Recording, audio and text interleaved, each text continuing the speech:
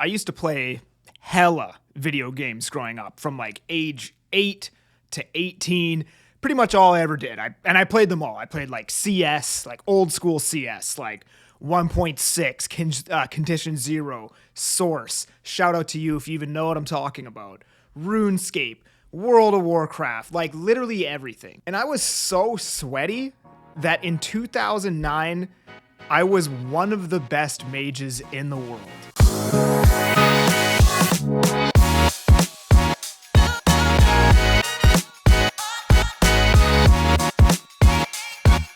So anyways, eventually I grew out of this phase of my life, started smoking weed, partying, chasing girls. And what I now realize years later reflecting on everything is I actually learned a lot of very valuable life lessons and values and even decent habits from playing these video games. Because real life is very similar to playing a video game. In video games, you can level up, you can increase your attributes like strength, stamina, intellect, you can unlock better gear, you can explore new areas after you level up, and life is very similar. And I think you'll notice that most of the people that have a lot of money are very skilled, or they have maxed out a skill in at least one thing. Like for an example, I would say Conor McGregor is like a 90 out of 99 in fighting and a 99 out of 99 in marketing. Khloe Kardashian, I think that's the one that has all the makeup. She's like a 99 in marketing. Drake is like a 99 music, 90 marketing. You get what I'm saying, but even in the way we progress in life is very similar to a video game. For example, in World of Warcraft, which was the game that I probably spent most of my life playing, there are dungeons. But to get into these dungeons, right? So like, first of all, in the dungeons, we call them mobs, but they're like enemies, right?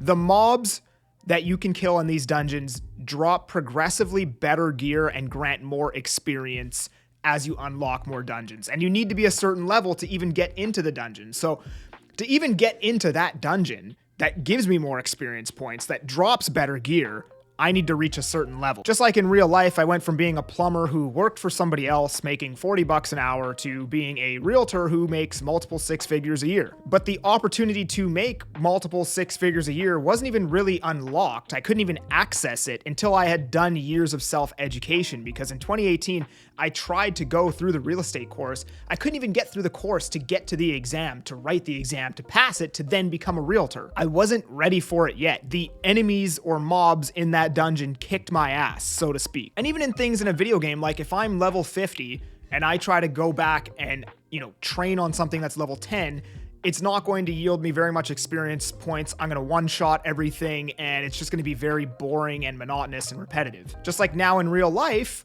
I couldn't go back to a 9-to-5 job because I've been in the entrepreneurial world so long that I am now, past that level, and to go back down to that level would just be super boring and monotonous and repetitive. And I'm not saying you can't be super successful with a 9-to-5 job. That's the best comparison I can think of right now. If you do things that are too easy, you will become comfortable and you will be bored. And if you try to take on things that are too hard, you'll get frustrated, get your ass kicked, and give up. And this is where I think the majority of people spend their lives. They just spend their lives doing things that are easy, right? But then the easiness doesn't lead to happiness because they're comfortable, therefore that leads to boredom, and then the boredom leads to escapism, like drinking, doing drugs, partying, and all that other stuff. So the point of this video isn't to tell you to not play video games. I'm just drawing comparisons between the two. And in fact, had I actually kept playing World of Warcraft, streaming on Twitch became super big like 2 years later, and I probably would have made hundreds of thousands of dollars per year streaming on Twitch. So I could even make the argument that it was a mistake for me to stop playing video games. The point of this video is to share an interesting perspective. And I look at my life almost like playing a video game, because whenever I go through something where I'm not progressing, I'm stressed out, I'm anxious, right away I just think I'm gaining mad experience points right now. And anytime I've gone through one of these periods in my life, I'm actually going through one right now where I feel like I'm not progressing, everything is hard, stressful, anxiety, blah, blah, blah. It's immediately followed up with a period in my life where I'm progressing super fast and everything feels effortless. It's almost like the times where I'm not progressing in life, I'm fighting the final boss of a level, and it's a long, grueling fight.